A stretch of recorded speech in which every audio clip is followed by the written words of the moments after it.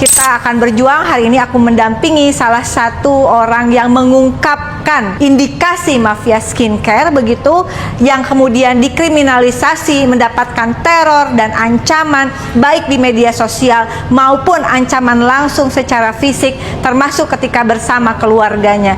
Jadi kasus ini bukan sembarangan. Kita juga akan terus mengungkap kemungkinan indikasi ada tindak pidana pencucian uang dalam indikasi mafia skincare.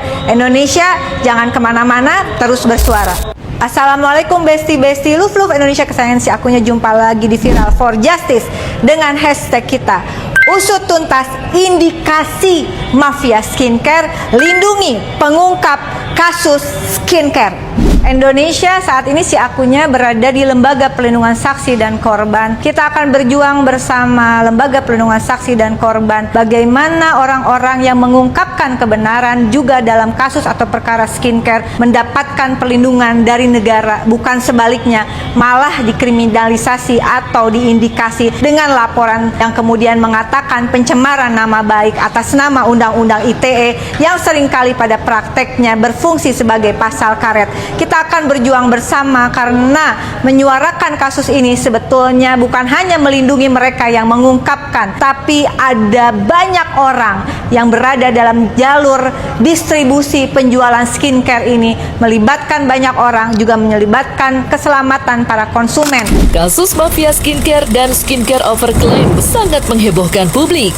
Munculnya kasus tersebut ke permukaan akhirnya membuat segelintir pihak menyuarakannya melalui media sosial.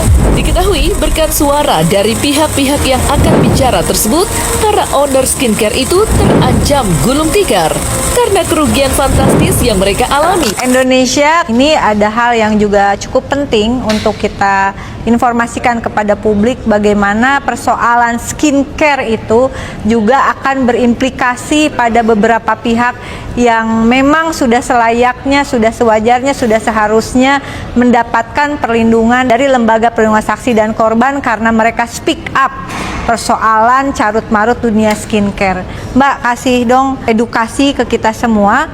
Kalau ada masalah dengan persoalan ini, baiknya kalau mau lapor itu kriterianya seperti apa gitu. Jadi Lembaga Perlindungan Saksi dan Korban itu pada prinsipnya kami memberikan perlindungan kepada saksi dan korban, yaitu kepada mereka-mereka yang dalam konteks tadi sudah dibahas, misalnya sebagai pihak yang ingin mengungkap dari sisi jaringan, dari sisi hal-hal yang berkaitan dengan peredaran skincare yang memang dari sisi prosedur itu kategorinya adalah tidak sesuai aturan hukum. Maka kebutuhan mereka yang ingin speak up itu pastinya akan memunculkan dampak-dampak dalam hal dia terintimidasi, dia terancam gitu ya, dia dikriminalisasi bahkan. Nah, dalam konteks ini maka LPSK hadir untuk memberikan perlindungan kepada mereka-mereka yang menjadi bagian dari whistleblower yang ingin mengungkapkan hal-hal yang tidak sesuai prosedur tersebut, sehingga kami menghimbau kembali kepada semua warga masyarakat tidak perlu takut. Kami Lembaga Perlindungan Saksi dan Korban akan hadir setiap saat untuk membantu para warga semua. Ya, Mbak ada nggak? Ya, saya kira penting ya.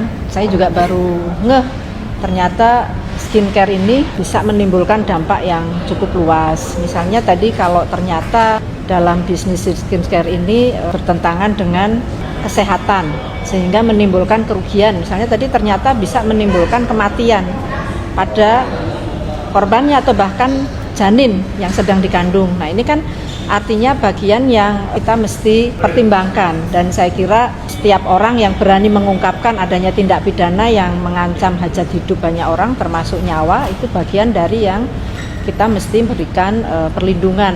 Ya, jadi intinya dalam kasus indikasi, saya katakan indikasi adanya mafia skincare, negara tidak boleh diam begitu, bahwa proses hukum kami tidak mengintervensi, tetapi tentu saja kita berusaha agar mereka yang bersuara jangan dikriminalisasi, dan itulah salah satu fungsi dari Lembaga Perlindungan Saksi dan Korban. Ketika suara kebenaran itu kemudian malah mendapatkan intimidasi, insya Allah Lembaga Perlindungan Saksi dan Korban akan hadir seperti yang dikatakan Ketua Komisi 13 kemarin, ibarat malaikat kecil yang insya Allah akan melindungi siapapun warga negara Indonesia yang berani menyuarakan kebenaran dan keadilan So never give up Indonesia, kita akan terus berjuang bersama Lembaga Perlindungan Saksi dan Korban untuk hadirnya keadilan di Indonesia dengan lebih baik. Jangan letih bersuara, never give up. Salam sopan. Mwah.